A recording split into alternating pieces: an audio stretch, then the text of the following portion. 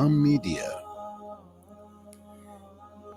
At 8:38 a.m., we continue this morning with the News and Views broadcast, and it's time now to get the latest update on the National Investigative Hearing on the July 2021 unrest. We're joined by Advocate Tseliso Thipanyane, Chief Executive Officer of the South African Human Rights Commission.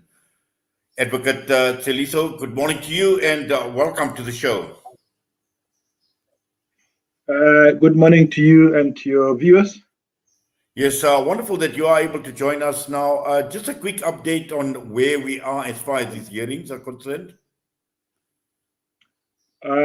This is our last week of the planned hearings, but unfortunately, we'll have to extend that. But we had the police yesterday, the Minister of Social Development. Today, we're expecting people from intelligence, and then we are still expecting the Minister of Police and maybe the President.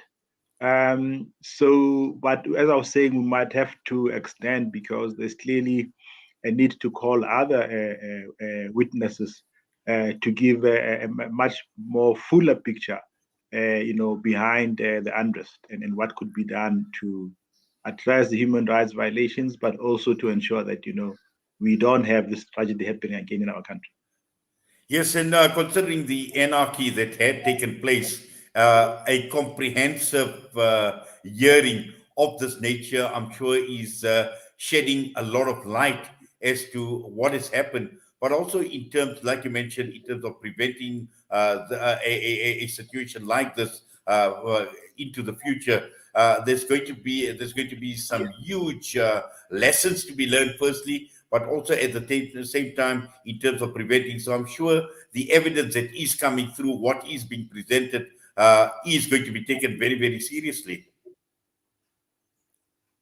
We really have to. I mean, this is one of the biggest tragedies in the history of our democratic South Africa. We've lost over 350 lives. We have lost over 50 billion rands in terms of the economy and the credibility of the state, in protecting the people of this country.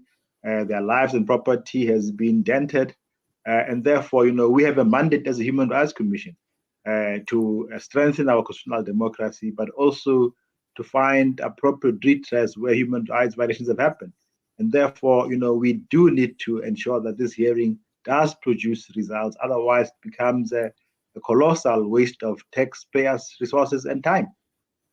Exactly, and I think you make a very, very valid point there, Advocate, in terms of resources, because we've seen commissions of inquiry previously where nothing much has come out of it, and I'm sure this time around, as you pointed out, the biggest concern is what has happened, but also at the same time to move forward.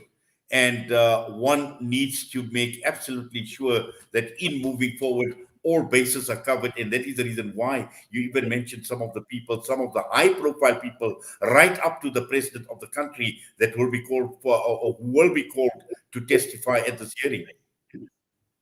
Yes, I mean, for us, it was actually quite a good thing that we had the Speaker of Parliament, in the capacity as a former Minister of Defense, but also the Minister of Defense coming to, shed light on these issues.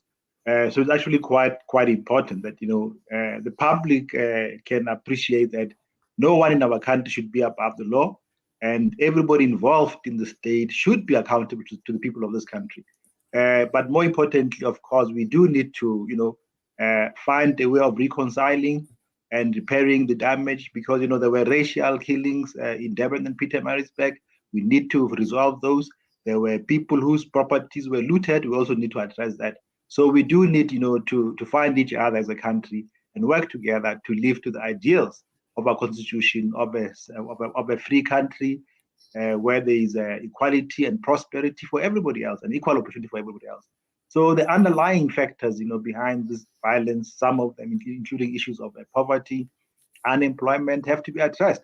But also, our respect for the rule of law. That what led our people to just go out and damage other people's properties and violate rights. We know what led to the racial killings. What does it say then about our country 27 years later? Yes, and just your feeling in terms of what is coming out at these hearings. What are some of the key issues? Well, certainly a lot has to be done as a country. There were clearly failings by the law enforcement agencies. Clearly, this unrest would not have happened, if there was sufficient intelligence and there were sufficient plans to address this. But more importantly, we cannot remain as an unequal society where many people go to bed without food and without proper shelter. At the same time, we can also not go on as a country where there's no respect for the rule of law, no respect for the rights of others, despite our challenges. This does not give us a right to go and undermine other people's rights. So then how do we build a society which is united in diversity, society which is working for a better future for our children, if this kind of things happen? Yes. Now, Advocate Tseliso, in the interest of the country, in the interest of the people of South Africa, these hearings, and I know you mentioned obviously some of it planned, and then obviously you're going to have to extend these hearings because there may be a lot more coming out at these hearings. But in the interest of the country and the people of South Africa, I suppose urgency is important in trying to wrap up the process, and more importantly, the findings and what needs to be done going forward. So I suppose as a commission, you are treating this with a sense of urgency, and the sooner the better we conclude. It's going to assist, and it's going to take a huge step forward in terms of resolving some of the critical issues that you are talking about as well. No, certainly we want to wrap up by February, latest March. The reason why we had to postpone is because there were a couple of ministers which wanted to appear: the Minister of Justice, Minister of Intelligence, former Minister of Intelligence, and Deputy Minister of Intelligence, and then of course the Minister of Police had to delay.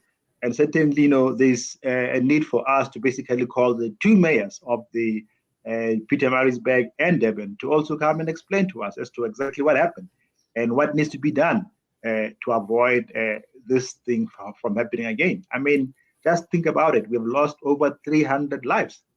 And we need to understand, somebody needs to account. Those who are behind this unrest really have to be brought to book. Otherwise, we'll be creating a culture of impunity. We have to find those people who are responsible, and they must take responsibility. There's no way we can walk away from this as a country. Well, we're certainly going to be watching the space. We are going to be following developments very, very closely. But for now, we thank you, Advocate, for coming on and sharing what you have with us. And we always appreciate you taking time out and talking to us here at Salam Media. All the best to you, sir. Thank you. Advocate Tseliso Thipanyane joining us this morning, and that brings us straight on to 8:47 a.m. Another ad break. We'll be back.